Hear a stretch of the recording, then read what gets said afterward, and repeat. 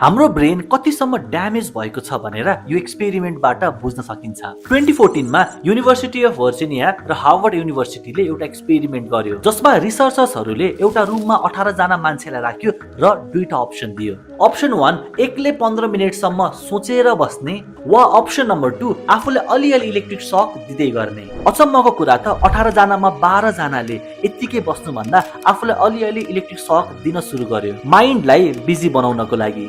अझै एउटा मान्छेलाई त यत्तिकै बस्न यतिसम्म बोर लाग्यो कि उसले आफूलाई 190 टाइम्स इलेक्ट्रिक सक दियो। यो एक्सपेरिमेन्टले देखाउँछ कि हामी एक्लै आफ्नो थटसँग बस्न सक्दैनौँ। इभन टोइलेट जाने बेलामा पनि बोर हुन्छौँ भनेर फोन लिएर जान्छौँ। जुन ब्रेनले क्रिएटिभ थिङ्किङ गर्नुपर्ने हो अहिले त्यही ब्रेनले कुन राइट हो वा कुन रङ हो भनेर छुट्याउन पनि सकिरहेको छैन। सो आफ्नो ब्रेन ड्यामेज हुन नदिनको लागि आई सजेस्ट कि बोर हुनको लागि एउटा टाइम छुट्याउनुहोस्। त्यो टाइममा तपाईँ एउटा नोटबुक र पेन लिएर आफ्नो थट्स लेख्न सुरु गर्नुहोस्। यसरी तपाईँले आफ्नो ब्रेनको क्रिएटिभ पार्टलाई एक्सप्लोर गर्न सक्नुहुन्छ।